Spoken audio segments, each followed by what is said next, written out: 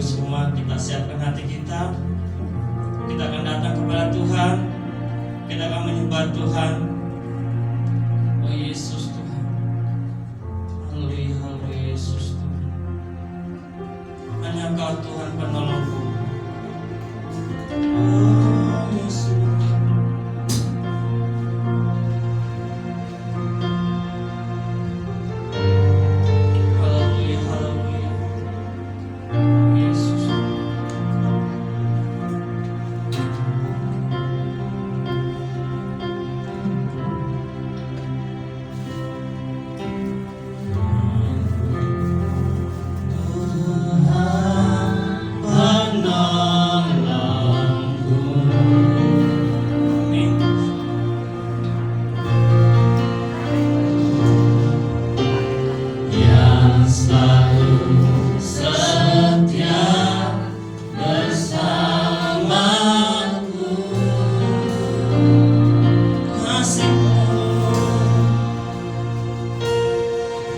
Sungguh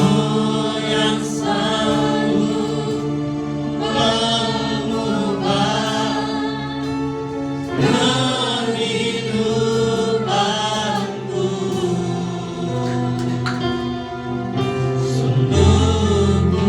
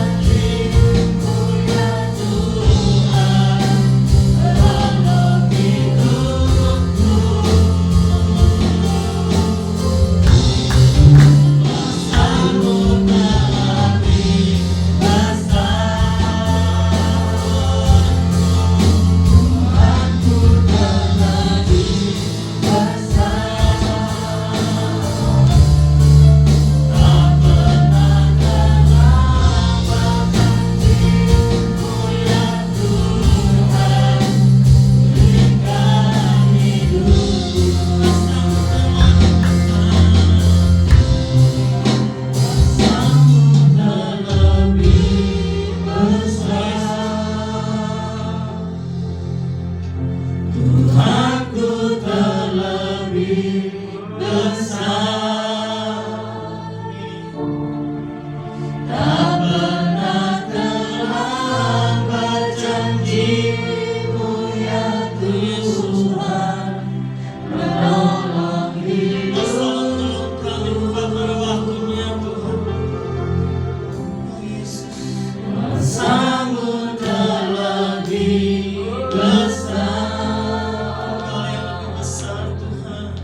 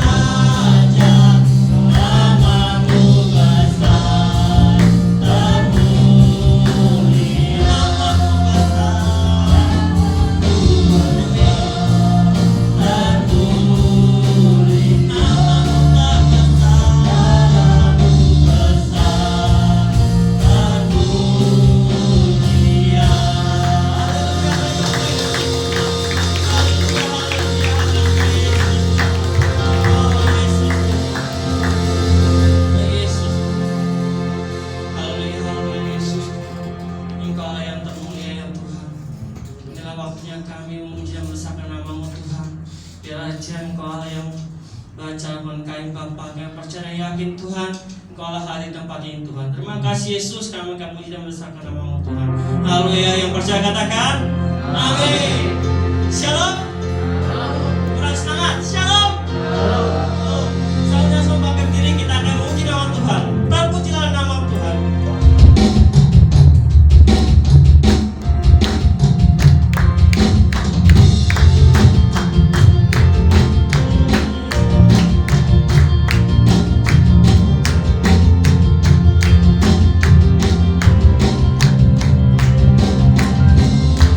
Pujilah nama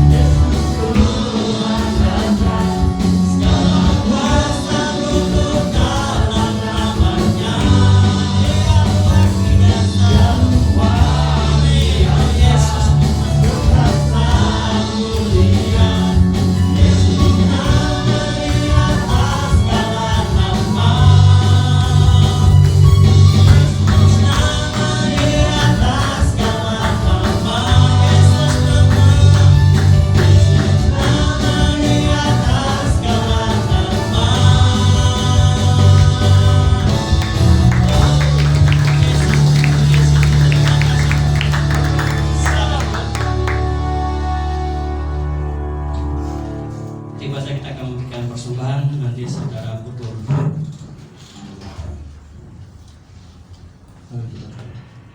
Tuhan, terima kasih Bapa buat setiap kebaikan-Mu dalam hidup kami Tuhan, buat berkat-Mu yang melimpah dalam hidup kami Tuhan. Saatnya kami mau mengembalikan Tuhan, memberikan yang terbaik Tuhan. Berkati setiap persembahan kami Tuhan, dalam persembahan dapat meluas kerajaan-Mu tempat ini Yesus. Terima kasih Tuhan, kami serahkan semuanya dalam tangan kuasa. Haleluya. Kau telah buktikan cinta-Mu padaku.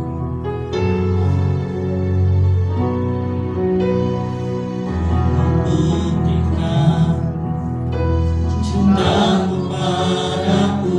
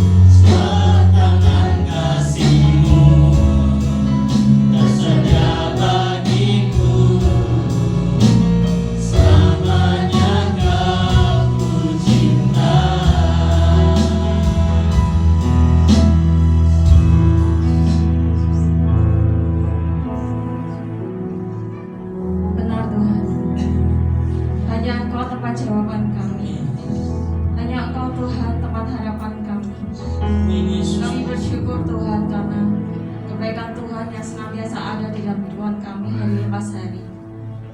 Kami boleh merasakan kebaikan Tuhan. Kami merasakan kasih-Mu, kami merasakan gandengan tangan-Mu di dalam segenap kehidupan kami.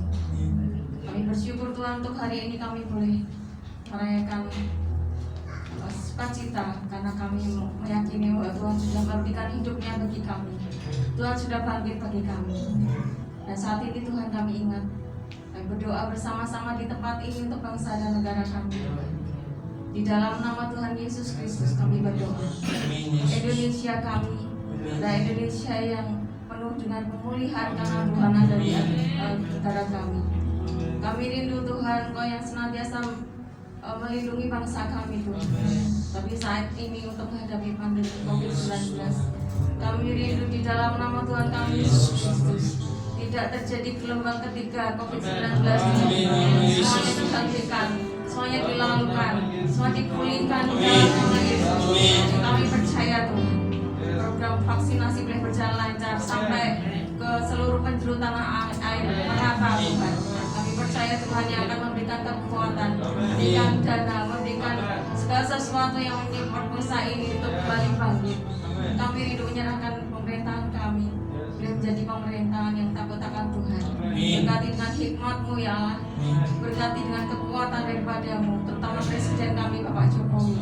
Kami rindu Tuhan, Engkau sendiri yang akan menyertai dan memimpin supaya segala sesuatu yang dilakukan, segala program yang sudah direncanakan itu boleh berjalan dengan lancar sesuai dengan kehendak rencana-Mu.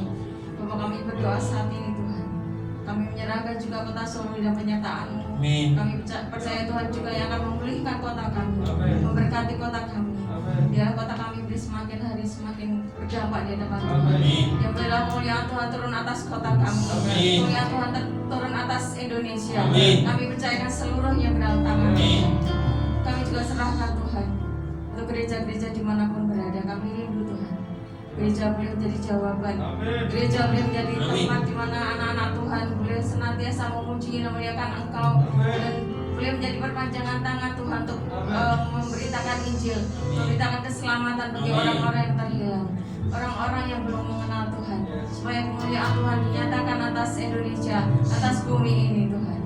Kami rindu Tuhan, kami juga berdoa untuk gereja kami yang kami kasihi, gereja kami yang kami cintai, GBI Kerajaan Allah. Oh Bapa, kami rindu Tuhan, terang turun atas kami, gereja kami tempat ini Tuhan. Berkati Tuhan, sertai dengan tangan-Mu Tuhan.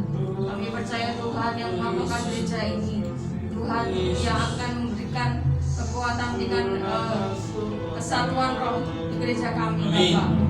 Kami rindu Bapak karena kami percaya di dalam Engkau, di dalam Kristus ada kasih karunia Tuhan, ada penghiburan kasih, ada kesatuan roh, ada belas kasihan dan kasih mesra. Kami rindu Tuhan, kami beri satu hati, satu kasih, satu pikiran. Kami beri satu jiwa untuk kami boleh memuliakan Tuhan dengan apapun yang kami bisa lakukan, supaya nama-Mu saja yang dipermuliakan. Kami rindu saat ini berdoa untuk setiap jemaat, semua jemaat Tuhan, dimanapun mereka berada, dimanapun kami ditempatkan. Tuhan menengok kami satu persatu dengan mata-Mu yang penuh dengan kasih, dan biarlah Tuhan yang menyinari kami semua dengan wajah-Mu, dengan kami semuanya damai sejahtera.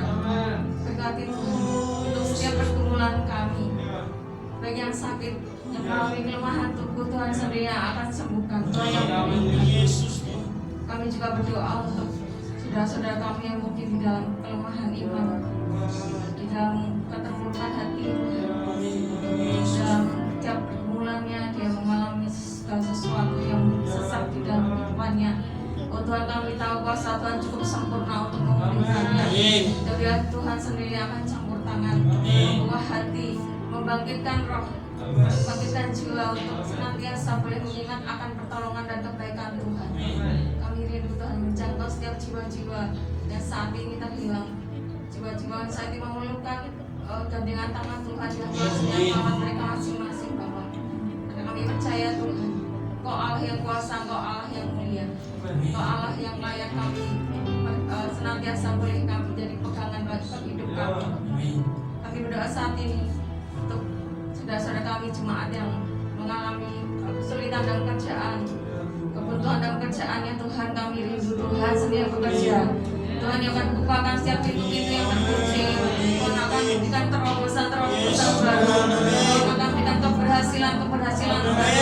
Dan akan berikan keberuntungan bagi kami semuanya Tuhan. Dan kami rindu hidup kami senantiasa boleh menjadi berkat. Kami rindu untuk senantiasa boleh menjadi berkat. Kami berdoa Tuhan, biarnya kehendak-Mu yang jadi Tuhan atas hidup kami. Kerajaan-Mu datang, kehendak-Mu yang jadi. Tidak ada penundaan. Kerajaan-Mu datang, kehendak-Mu jadi. Terima kasih Tuhan. Kami menyerahkan doa kami hanya di dalam satu nama Tuhan kami Yesus Kristus. Terima kasih Tuhan. Haleluya. Amin. Yesus.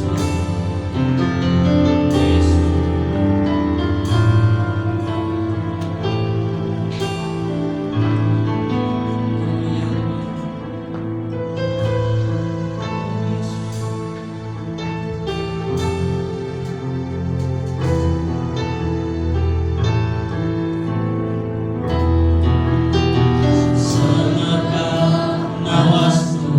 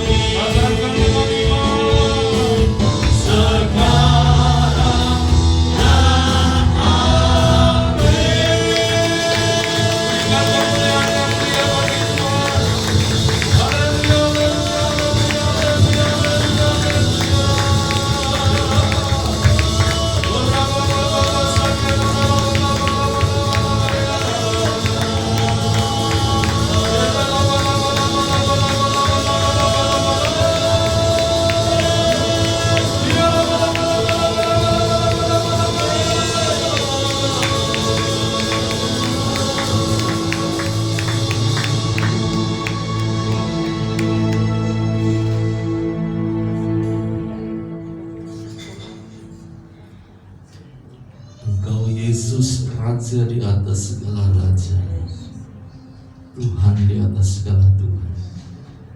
Doa kami Tuhan pada pagi hari ini, kiranya kerajaan Tuhan datang, kerajaan Allah hadir dalam hidup setiap kami, dan setiap kehendak-Mu yang jadi atas kami, kehendak-Mu yang jadi atas kami, rancangan-Mu yang jadi atas kami. Segala rekaan kuasa iblis, roh jahat, apapun yang pernah dirancangkan, direkakan atas kami, dibatalkan di dalam nama Yesus. Dan kami percaya tidak ada penundaan kerajaan Allah dan kehendaknya jadi atas kami di dalam nama Yesus. Kami percaya tahun hari ini dan sampai ke depan kami akan melihat kuasa-Mu semakin nyata dalam hidup kami. Terima kasih Tuhan, terima kasih. Terima kasih. Mari nikmati hadirat Tuhan saudara dalam beberapa saat. Bisa karena bersyukur, biar semua pujian kita naik di hadapan hadirat-Nya, seperti minyak narwastu yang wangi itu naik di hadapan Raja, terus membumbung tinggi sampai Sang Raja boleh menikmati harumnya pujian-Mu, harumnya ibadah-Mu bagi Dia. Apa sih kididian darah Ina masa kata Ina nama sekidian darah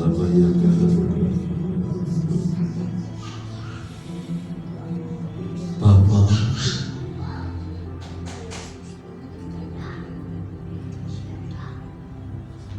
ini ibadah kami kepada-Mu Tuhan. Ini penyembahan kami kepada-Mu. Tuhanku yang aku kenal, di dalam nama Yesus kami bawa semua korban pujian, semua korban yang kami berikan hari ini hanya kepada nama-Mu saja Tuhan. Hanya kepada-Mu Tuhan kami persembahkan Tuhan. Kiranya Engkau boleh menikmati pujian kami. Terima kasih Engkau boleh bersukacita karena pujian kami, karena hidup kami. Terima kasih Tuhan, terima kasih Tuhan Allah Roh Kudus. Mari urapi kami Tuhan, urapi kami hari ini. Roh Kudus urapi kami. Kiranya Engkau memberikan kepada kami kemampuan untuk kami boleh mengerti kehendak Bapa bagi kami lewat firman-Mu di dalam nama Yesus. Dan setiap firman yang kami dengar, janjinya terjadi atas kehidupan kami. Dalam nama Tuhan Yesus kami berdoa dan bersyukur. Yang diberkati katakan bersama-sama amin, amin, amin. Puji Tuhan, silakan duduk. Tuhan Yesus memberkati.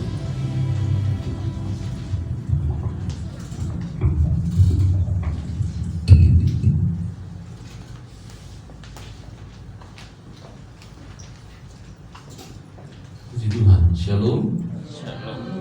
Shalom. Oh, puji Tuhan. Semua sehat? Oh, luar biasa. Puji Tuhan, puji Tuhan.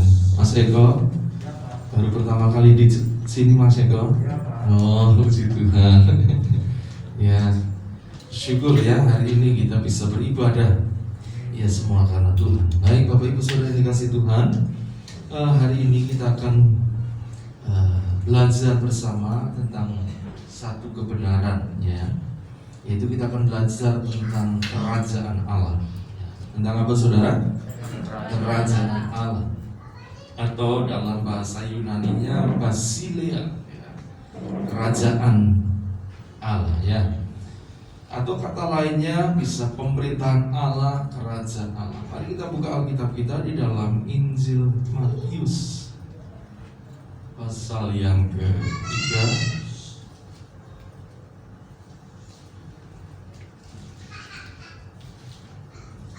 Injil Matius pasal yang ke-3, ayat 1 sampai ayat yang ke-3.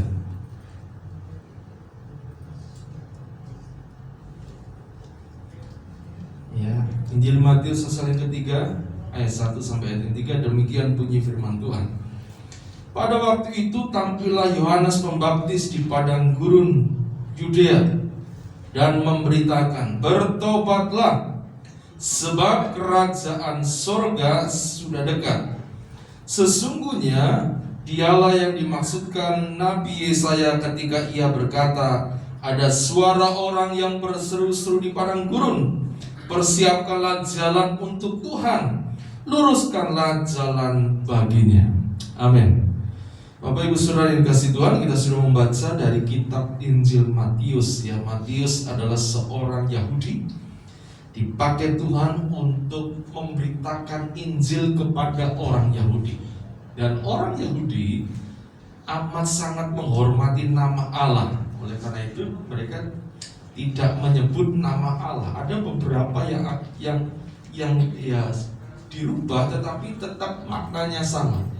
Kalau kita belajar tentang kerajaan Allah, di sini ada tertulis kerajaan surga.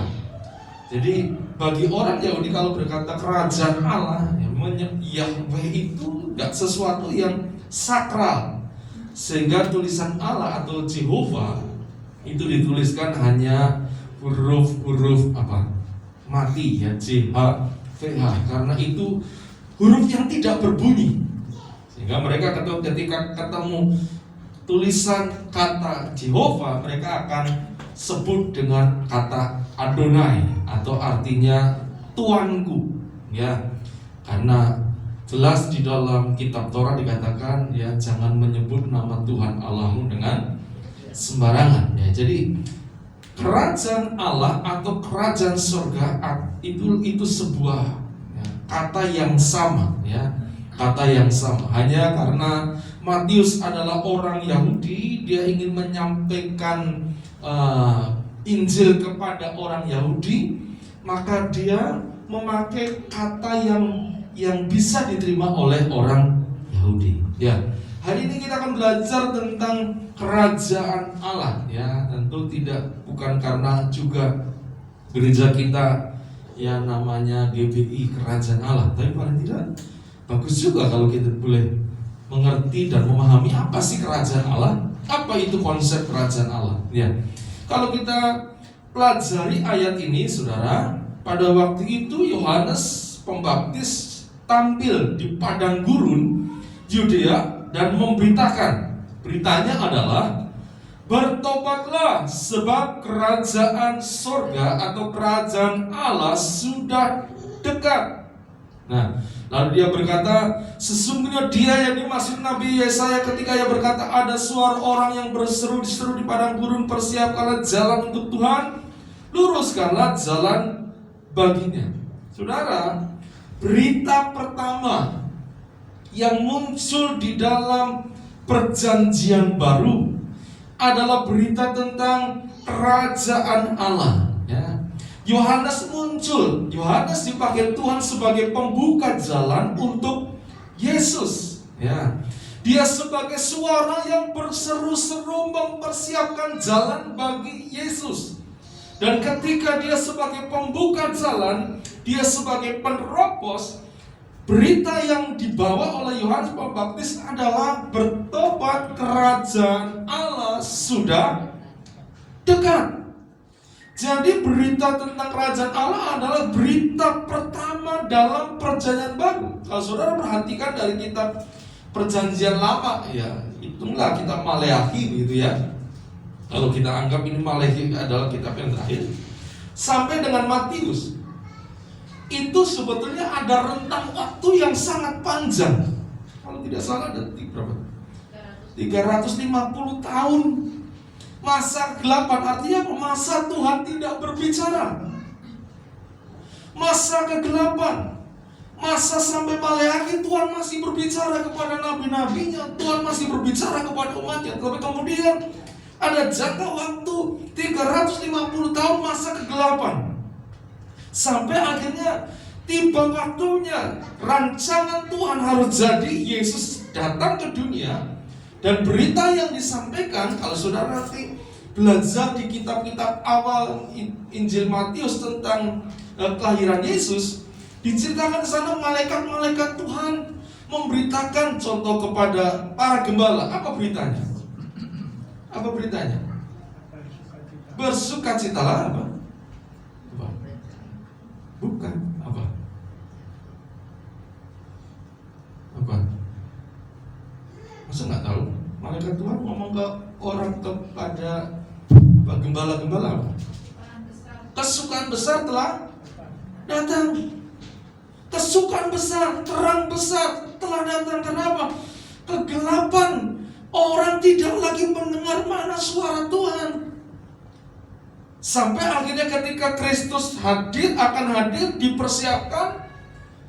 Dan sebelum Kristus hadir, Yohanes ini dipakai Tuhan untuk mempersiapkan jalan di depan. Dan berita yang disampaikan oleh Yohanes adalah berita tentang bahwa kerajaan Allah sudah dekat. Jadi kehadiran Yesus adalah kehadiran untuk menyatakan tentang kerajaan Allah di muka bumi. Kehadiran Yesus adalah kehadiran untuk menancapkan kembali apa? Kekuasaan kerajaan Allah di muka bumi. Kehadiran Yesus adalah kehadiran untuk membangun kembali kerajaan Allah di muka bumi.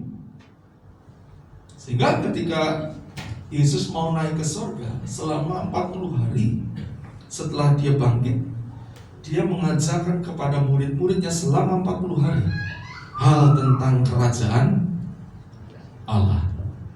Jadi betapa pentingnya, saya pikir, pengajaran tentang kerajaan Allah seperti mengawali dan terus sepanjang kitab, apalagi kitab Matius itu banyak mengajarkan tentang kerajaan surga atau kerajaan Allah. Dan ketika Yesus naik ke surga, ditekankan kembali betapa pentingnya kerajaan Allah. Nah, kalau kita baca dalam Markus 10 ayat 37, coba Markus 10 ayat 37. Injil Markus pasal yang 10 ayat yang ke-37.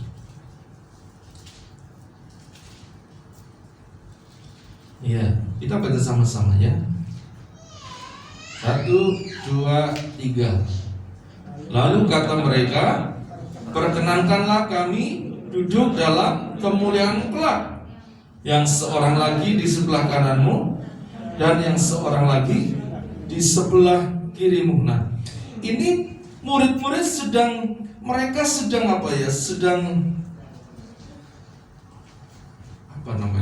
rebutan. Kira-kira siapa nanti yang ikut memerintah bersama dengan Yesus dalam kemuliaan di kerajaannya. Jadi kalau kita baca di dalam Markus 10 ayat 37 ini, kita bisa menangkap bahwa murid-murid sebenarnya sangat antusias untuk bagaimana terlibat dalam kerajaan Allah itu. Ada hati yang berkobar-kobar, menyala-nyala. Mereka ingin nanti ketika kerajaan Allah dinyatakan, mereka menjadi yang utama, begitu. Nah, kalau kita belajar tentang kerajaan Allah, apa sih yang sebetulnya Tuhan inginkan kita mengerti? Yang pertama, saudara, bahwa konsep kerajaan Allah sebetulnya berbicara tentang konsep teokrasi. Apa konsep apa? Teokrasi. Apa itu teokrasi? Teokrasi artinya pemerintahan di tangan Tuhan. Nah, prinsip-prinsip pengajaran kerajaan Allah ini sudah ditemukan sebetulnya sejak perjanjian lama, bukan hanya di perjanjian baru, tapi di perjanjian lama. Kalau saudara baca di Alkitab ya di Alkitab dari mulai Kejadian, contoh Kejadian pasal yang pertama itu tentang penciptaan langit dan bumi dan segala sesuatunya.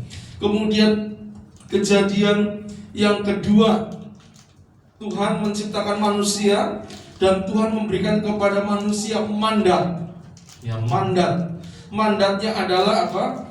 Mandatnya bahwa manusia diberikan kuasa untuk mengatur segala sesuatu. Ya, manusia diberikan kuasa untuk manusia ini, apalagi kalau saudara baca nanti Kejadian pasal yang ke-1 ayat yang ke-27 dikatakan dan 28. Maka Allah menciptakan manusia itu menurut gambarnya, menurut Allah diciptakannya dia laki-laki dan diciptakannya mereka. Allah memberkati mereka, lalu Allah berfirman kepada mereka, beranak cuculah dan bertambah banyak, penuhilah bumi dan taklukkanlah itu. Berkuasalah atas ikan-ikan di laut dan burung-burung di udara dan atas segala binatang yang merayap di bumi. Jadi Tuhan memberikan kepada manusia mandat. Dan ketika Tuhan memberikan kepada manusia mandat, bukan berarti bahwa kuasa atas bumi dan langit semuanya diberikan kepada manusia. Tapi manusia diberikan hak atau kuasa untuk mengelola. Tapi hak kepemilikan tetap Tuhan yang pegang. Hak kepemilikan segala sesuatu ada Tuhan yang pegang.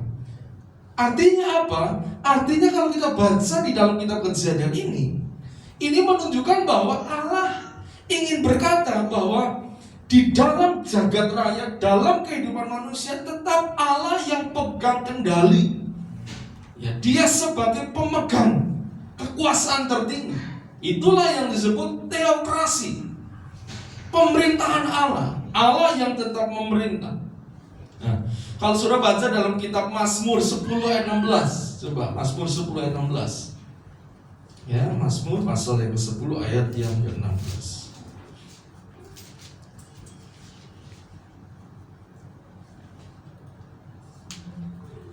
Coba deh. Iya, Mazmur 10 ayat yang ke-16. Ya? Mazmur 10:16. Oh, error. Saya pikir mau gagal. Baik, dikatakan Tuhan adalah raja untuk seterusnya dan selama-lamanya.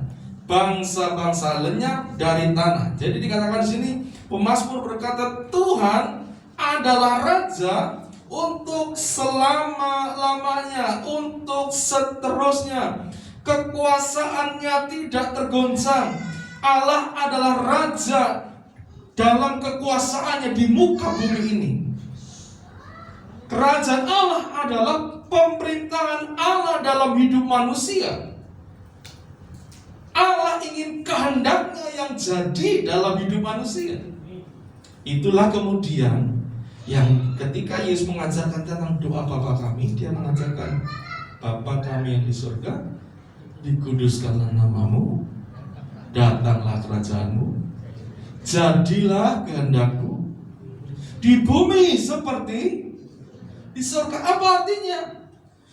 Tuhan ingin kehendak yang di surga. Kehendak di surga itu kehendaknya siapa? Kehendaknya Tuhan yang jadi atas kita manusia di bumi. Artinya bahwa Tuhan ingin berkata bahwa akulah raja yang memerintah atas segala sesuatu. Jadi konsep kerajaan Allah adalah konsep tentang pemerintahan teokrasi, ya, pemerintahan yang berpusat kepada Tuhan. Nah, untuk memudahkannya, Paulus menuliskan begini. Coba Roma 11 ayat 36. Roma 11 ayat 36.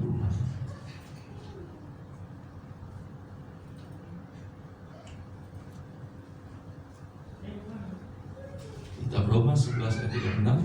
Yuk kita baca sama-sama. 1, 2, 3. Sebab segala sesuatu adalah dari Dia dan oleh Dia dan kepada Dia, bagi Dialah kemuliaan sampai selama. Artinya hanya Dia Allah yang harus menjadi pusat segalanya. Dia yang pegang kendali, Dia yang pegang otoritas, Dia yang pegang pemerintahan, termasuk atas hidup orang percaya. Nah, kalau kita baca, ya, kitab Kejadian, lalu kita baca bagaimana kisah ketika orang Israel keluar dari Mesir. Tuhan berjanji, aku akan menjadikan umat Israel satu imam yang berkerajaan, kerajaan imam.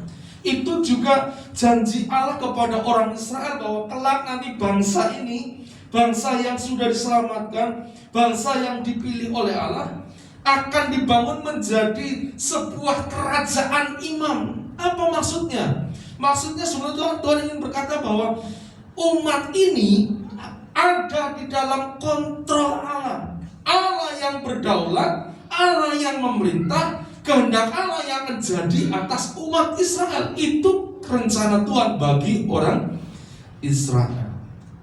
Jadi sebetulnya Tuhan itu ingin memerintah atas Israel, tapi sayangnya kalau sudah baca di Alkitab, orang Israel lalu minta raja.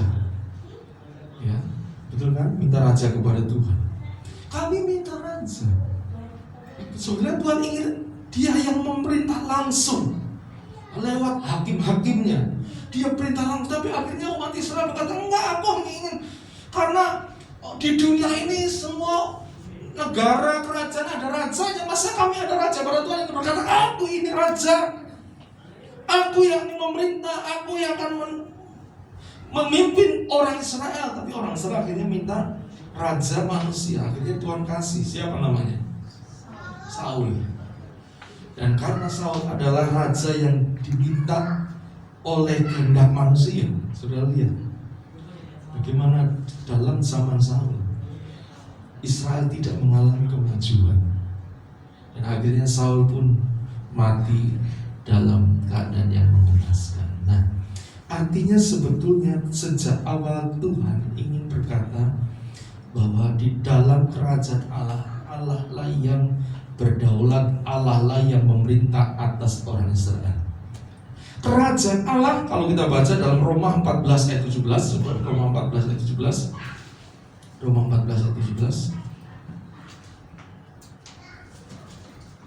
dikatakan, sebab kerajaan Allah bukanlah soal makanan dan minuman, tetapi soal kebenaran, damai sejahtera dan sukacita oleh Roh Kudus. Jadi kerajaan Allah bukanlah soal makan minum, tapi soal kebenaran, damai sejahtera dan sukacita oleh Roh Kudus. Apa artinya? Apa maksudnya?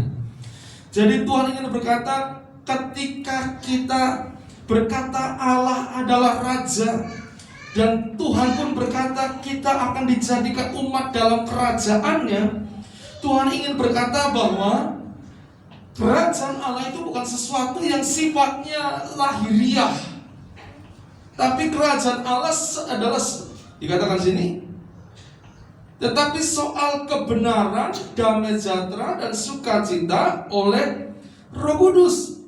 Apa artinya? Paulus ingin menekankan di dalam ayat ini bahwa hal kerajaan Allah bukanlah tentang kualitas-kualitas jasmani, tapi hal kerajaan Allah adalah menekan tentang kualitas atau sifat ilahi yang penuh kuasa dan damai sejahtera yang hadir dalam hidup manusia. Artinya kita sebagai orang Kristen, kita harus berbeda dengan orang dunia. Kita sebagai warga kerajaan Allah harus memiliki sifat dan kualitas yang berbeda dengan orang-orang yang tinggal di dunia. Sebab kita bukan lagi milik dunia, tapi kita adalah milik Allah. Dan kita sebagai warga kerajaan Allah yang harusnya membawa kualitas ilahi, karakter ilahi di dalam kehidupan kita sebagai orang percaya. Dan setiap anggota kerajaan Allah bertanggung jawab atas kehidupan setiap pribadinya untuk memanifestasikan sifat dan karakter Allah itu dimanapun kita hidup di muka bumi ini. Jadi kerajaan Allah itu bukan sekedar, kalau Paulus katakan, kualitas jasmani, tapi kerajaan Allah artinya Tuhan ingin kita sebagai orang percaya, kita yang menjadi warga kerajaan Allah, hidup kita berpusatkan Kristus, dan akhirnya hidup kita menampilkan, memancarkan kualitas ilahi itu di tengah-tengah keadaan dunia yang sekarang sedang menuju kepada kehancuran. Tuhan ingin ketika kita sebagai orang percaya, cara hidup kita, keluarga kita, haruslah ada kualitas ilahi di dalam. Tidak sama dengan dunia. Jadi hari ini saudara, belajar tentang kerajaan Allah adalah belajar tentang bagaimana dalam hidup kita bahwa yang menjadi prioritas utama bukan kehendak kita, tetapi kehendak Allah yang jadi dalam kehidupan kita. Banyak kali kadang-kadang kita ingin memaksakan kehendak kita kepada Tuhan. Tuhan, mauku begini. Tuhan, harusnya begini. Tuhan, jodohku seperti ini. Hingga kita berkata kepada Tuhan, Tuhan, jodohku apa? Maunya aku. Lalu kita ngomong begini Tuhan, begini, kita atur Tuhan. Tapi memang bukan berarti lalu Tuhan paksakan kepada kita. Contoh ya, mungkin kita kan masing-masing kadang-kadang punya selera ya. Wah, ada yang punya selera atau senang dengan cowok yang badannya maco gitu ya, berotot gitu ya. Tapi ada juga senang yang selera dengan cowok-cowok yang cungkring, nggak semampai, yang kurus, ya. Ada kan? Bahkan ada zaman sekarang cowok, cewek-cewek senang dengan cowok yang berbadan bergaya seperti bos-bos, tahu ya bos ya? Apa?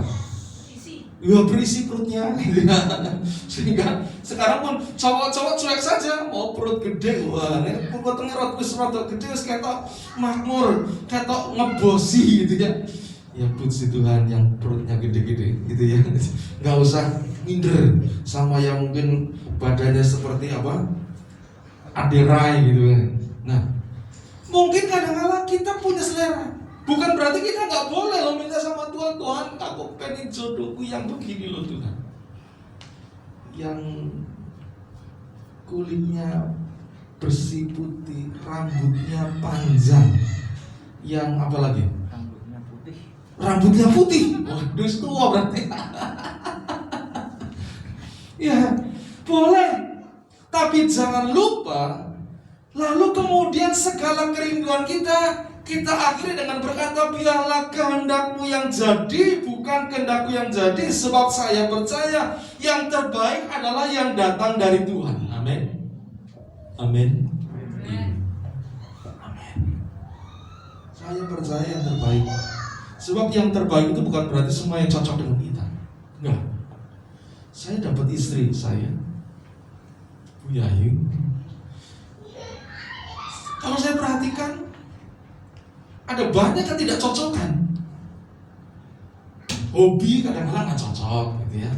Kesenangan nggak cocok, pendapat nggak cocok. Tapi justru ketika ketidakcocokan itu dipadukan menjadi sesuatu yang indah. Bukankah kita kemarin sudah belajar tentang kesatuan, betul ya? Dalam kesatuan seperti musik ini, drum bunyinya beda dengan bass bunyinya beda dengan apa ini? Keyboard. Tapi ketika semuanya dipadukan justru akan menjadi satu bunyi yang indah.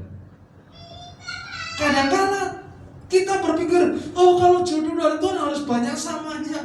Oh dia senang bakso, aku senang bakso berarti cocok. Waduh, apakah keluarga kita dibangun di atas dasar bakso? Oh dia senang bakso, aku suka bakso, berarti sudah ada cocok nih. Bahkan ada yang berkata begini, katanya orang kalau sudah jodoh, mukanya itu sama katanya. Benar gak sih? Mada kayak gitu. Saya pikir ya mungkin mukanya ya kalau karena mungkin apa ya dilihat ya kadang-kadang hampir sama, tapi sebetulnya masing-masing kita akan membawa banyak hal yang berbeda. Tapi ketika semuanya kita serahkan ke dalam Tuhan dan kita izinkan kehendak Tuhan yang jadi, karena kita sadar bahwa Dia adalah Raja kita, Dia yang berkuasa atas kita, maka kita percaya apapun yang Tuhan berikan nantinya akan membawa kita kepada hal yang baik. Sebab rancangan Allah bukanlah rancangan kecelakaan, tapi rancangan Allah adalah rancangan damai sejahtera yang membawa kita kepada masa depan yang bagaimana? Penuh harapan. Bahkan kadang-kala dalam situasi-situasi yang berat, sebagai orang percaya, kita belajar dari Yesus. Ketika Yesus di Taman Getsemani, dia berdoa, dia sedang membayangkan, oh dia sebentar lagi ditangkap, kemudian akan disiksa, kemudian akan disalibkan. Itu hal yang menakutkan, itu dan dia dalam keadaannya sebagai manusia, itu sebuah keputusan yang berat untuk berkata, aku mau melakukan itu.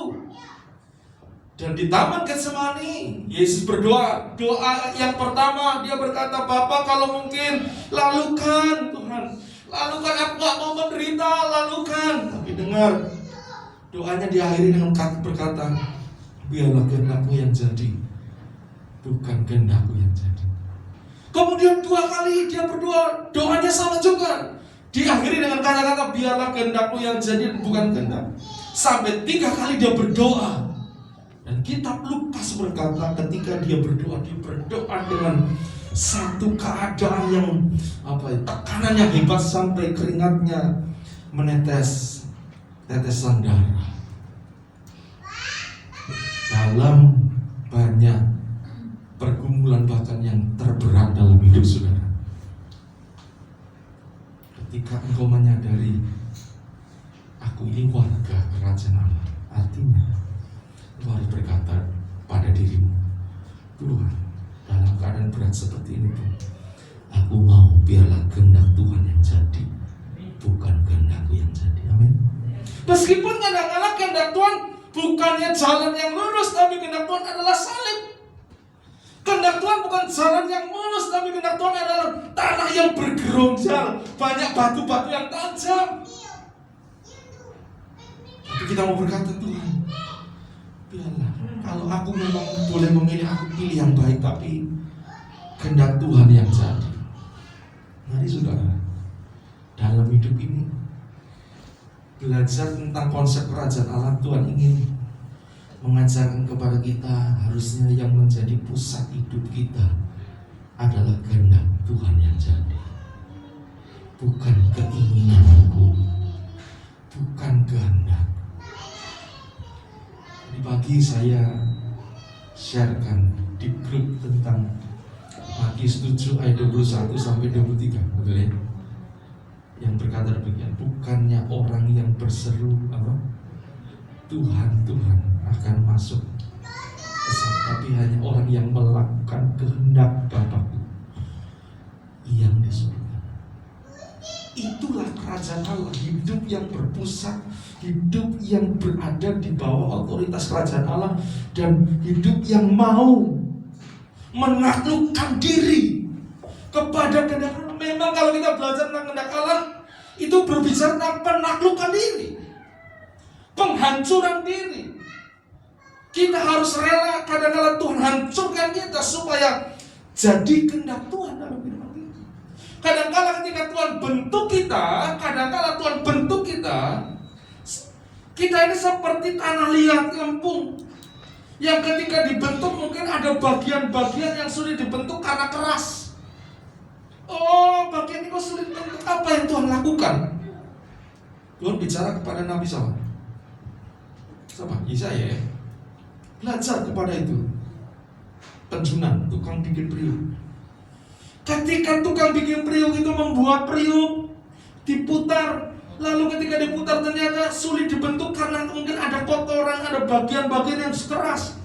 Apa yang dilakukan oleh tukang periuk ini?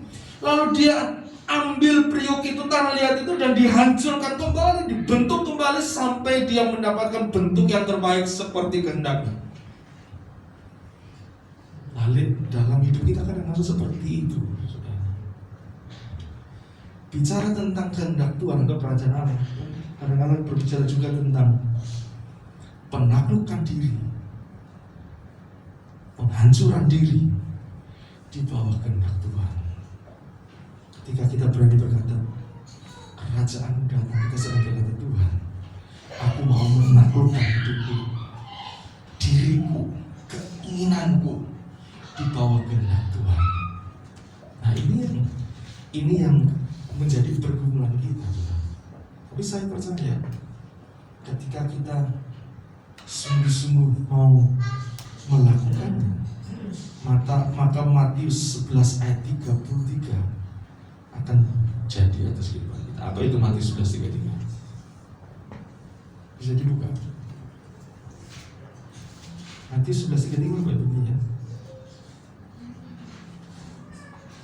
Matius 11? Oh bukan 11:33. Matius, carilah dulu kerajaan Allah. Matius 33 6:33. Iya, betul. Ya, Matius 6:33 dikatakan, tetapi carilah dahulu kerajaan Allah dan kebenarannya, maka semuanya itu akan ditambahkan kepada.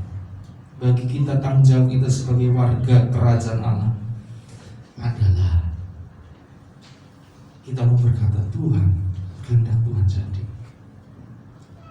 Dan ketika kita berkata kehendak Tuhan jadi, artinya kita sedang merelakan diri kita dihancurkan, dan supaya apa?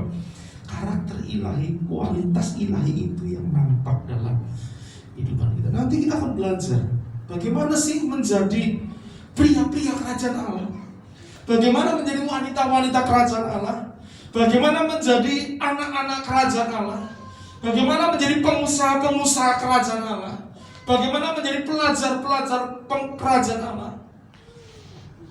Karena itu harus bisa diaplikasikan kebenaran ini, bukan sekedar sebuah kebenaran yang konsep yang kita pelajari di gereja lalu kita nggak mudeng terus piye.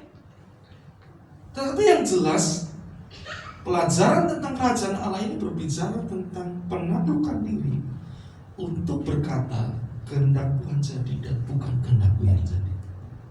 Karena Tuhan ingin teokrasi itu yang terjadi.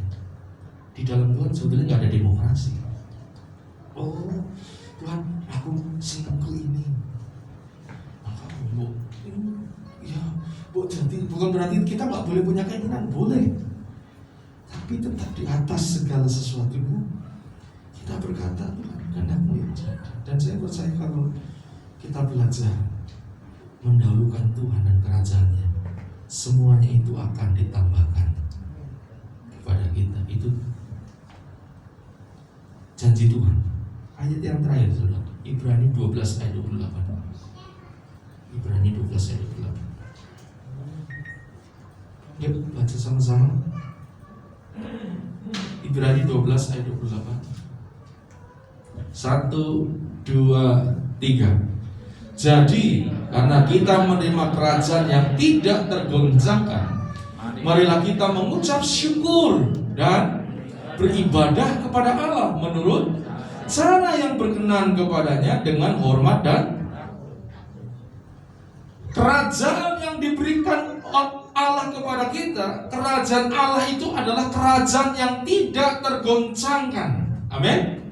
Artinya ketika engkau berada dalam kerajaan Allah, Tuhan memberikan garansi, jaminan tidak mengalami kegoncangan yang akan menghancurkan kita. Kalau kita mau berlindung kepadanya sungguh-sungguh dan kita berkata, datanglah kerajaanmu.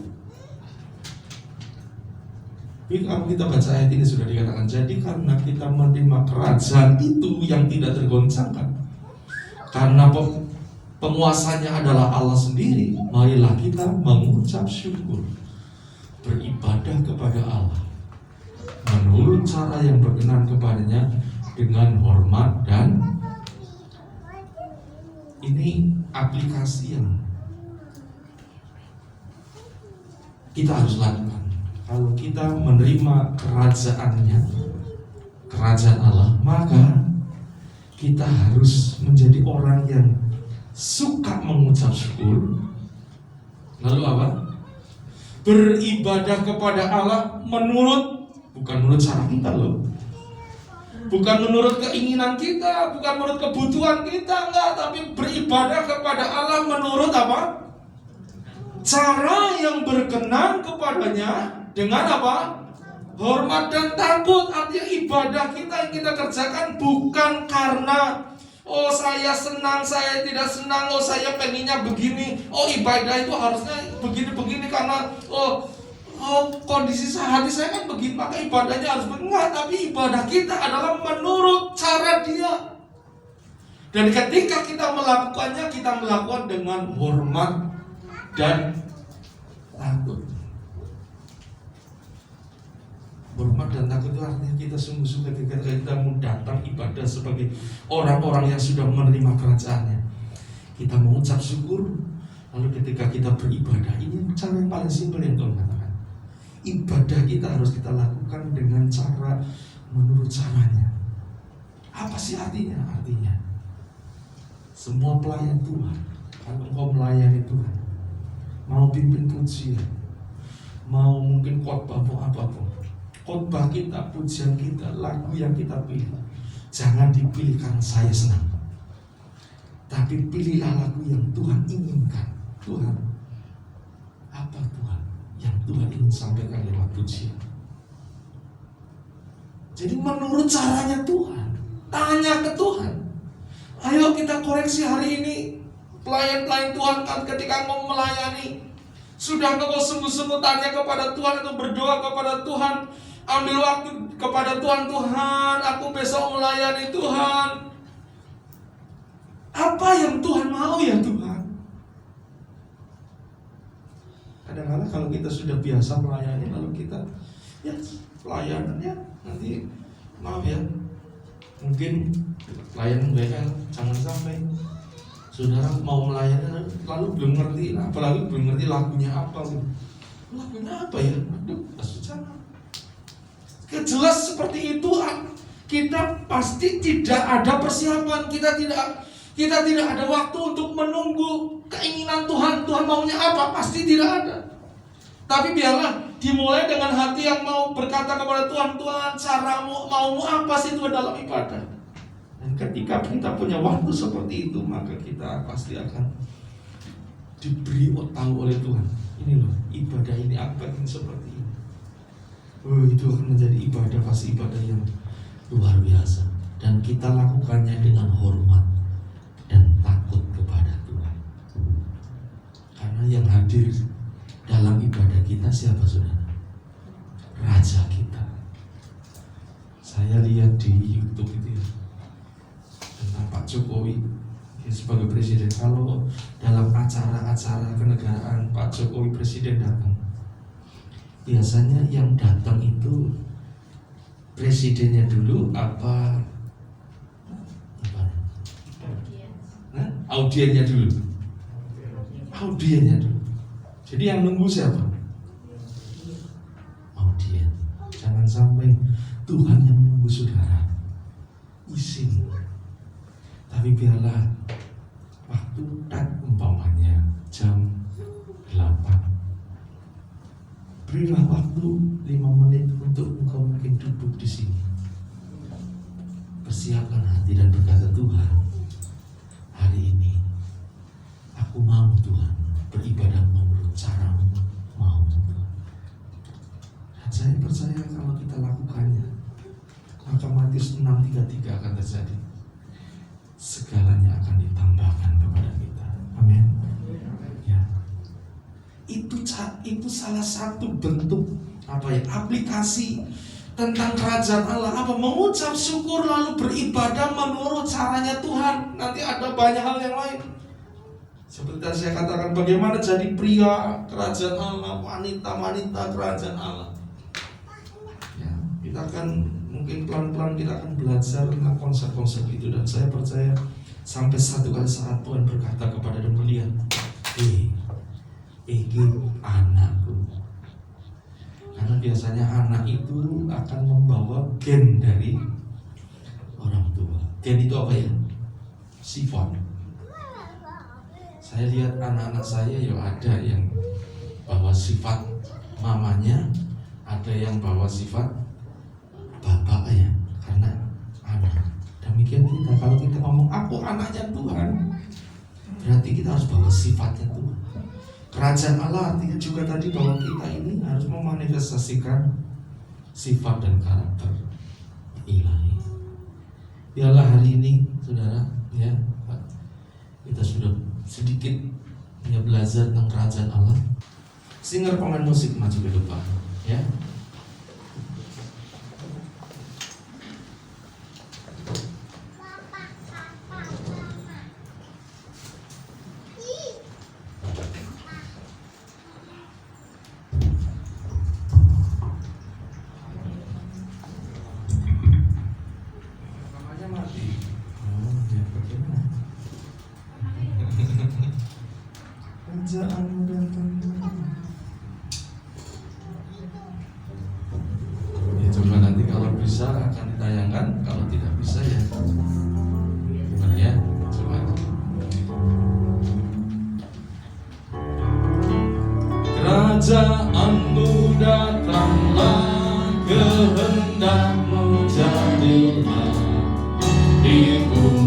seperti di surga.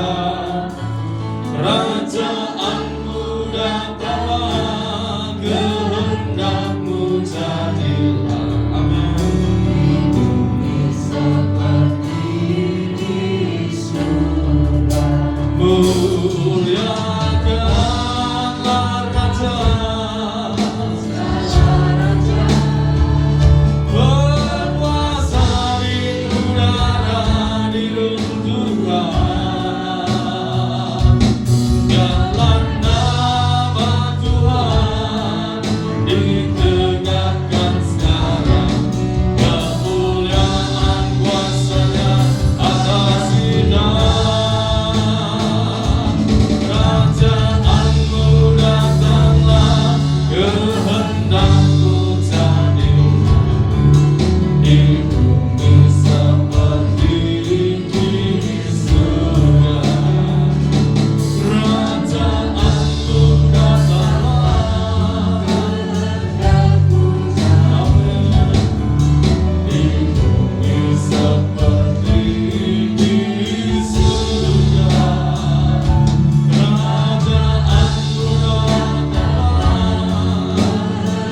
Mari kita bangkit berdiri naikkan pujian ini.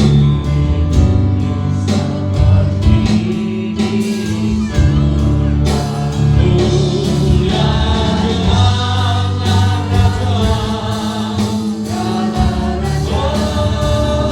berkuasa di udara, di runtuhan. Biarlah nama Tuhan ditegakkan sekarang. Kemuliaan kuasa-Nya atas muliakanlah segala raja, berkuasa di udara, di runtuhan. Biarlah nama Tuhan ditegakkan sekarang. Kemuliaan kuasa-Nya atas hidup. Kerajaanmu datanglah, kehendakmu jadilah di bumi seperti di surga. Saudara, usia ini mengingatkan kita ini, saudara. Ketika engkau menjadi bagian dalam kerajaan Allah, maka kekuatan kuasa kerajaan Allah akan membackup saudara. Amin. Lawan kita siapa, saudara? Kerajaan gelap. Kalau kita berada di dalam otoritas kerajaan Allah, dalam otoritasnya Tuhan, Tuhan yang menjadi raja atas hidup kita, maka dikatakan sini kuasa Tuhan akan membackup, melindungi kita dari apapun serangan kuasa iblis. Kalau orang Jawa katakan setan ora doyan, demit ora dulit lelono padha. Mari hari ini kita mau berkata, Tuhan, aku mau merelakan tunduk di bawah kehendak Tuhan. Dalam keluargaku, dalam bisnisku, masa depanku, biarlah kehendak-Mu yang jadi. Aku mau melakukan apa yang Tuhan mau. Maka semuanya termasuk kuasanya akan menyertai saudara. Kerajaan Tuhan datang. Kerajaanmu datanglah, kehendakmu jadilah di bumi seperti di surga. Kerajaanmu datanglah, kehendakmu jadi di bumi seperti di surga.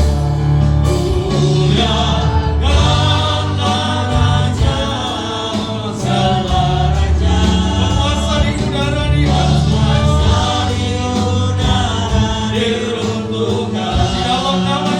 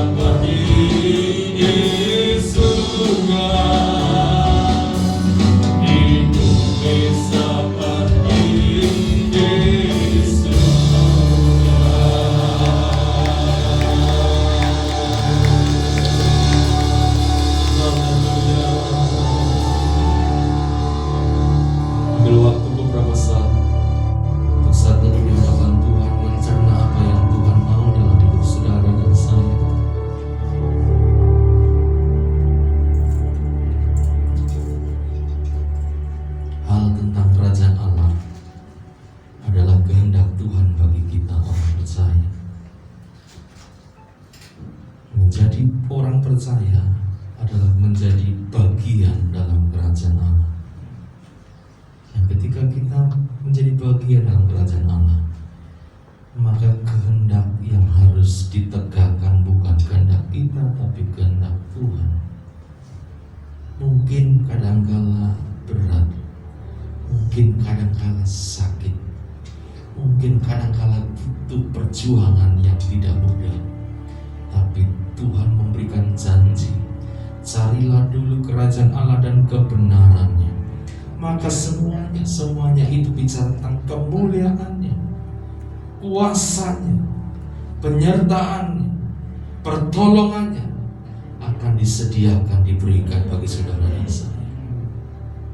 Tuhan, hari ini kami mau mengakui Engkau sebagai Raja atas kehidupan kami. Engkau yang berdaulat atas kehidupan kami. Biarlah kehendak-Mu yang jadi atas kami. Setiap keputusan yang kami akan lakukan, kami akan buat, kami akan letakkan di bawah kaki-Mu dan berkata, biarlah kehendak-Mu yang jadi, bukan kehendak kami yang jadi. Terima kasih Tuhan, terima kasih. Meteraikan di hati kami, meteraikan di hidup kami, dalam nama Tuhan Yesus. Mari kita akan akhiri ibadah kita hari ini, dan membawa segala kemuliaan bagi Tuhan.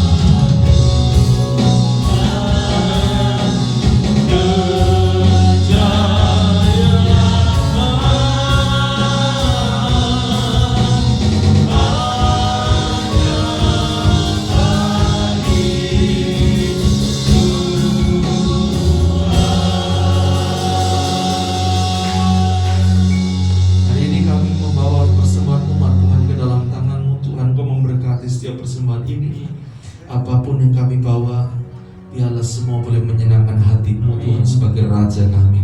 Terima kasih Tuhan, Kau tidak akan pernah membiarkan setiap anak-anak-Mu yang sudah, oh Tuhan, menyerahkan dan mempersembahkan ini tidak diberkati, tapi mereka akan menjadi orang-orang yang diberkati Tuhan. Terima kasih Bapak, terima kasih. Kami menyerahkan hidup kami dalam tangan kuasa-Mu. Mulai hari ini Tuhan, kami ingin terus berkata setiap hari, datanglah kerajaan-Mu, jadilah kehendak-Mu dalam hidup kami seperti kehendak-Mu di surga jadi. Terima kasih Bapak, terima kasih. Mari saudara sebelum kita akhiri ibadah ini, naikkan tanganmu kepada Tuhan. Biarlah berharap Raja di atas segala raja memberkati hidupmu. Kekasih-kekasih Tuhan, terima berkat Tuhan. Diberkatilah oleh Tuhan. Diberkatilah pekerjaanmu, diberkatilah kesehatanmu, diberkatilah keluarga dan masa depanmu, diberkatilah dimanapun kau berada. Berkat daripada Allah Bapa, cinta kasih daripada Tuhan Yesus, serta persekutuan dalam kuasa Roh Kudus menyertai hidupmu, pelayananmu, keluargamu dan pekerjaanmu. Terimalah hari ini sampai Maranatha. Tuhan datang kedua kali. Dalam nama Tuhan Yesus yang percaya berkata bersama-sama,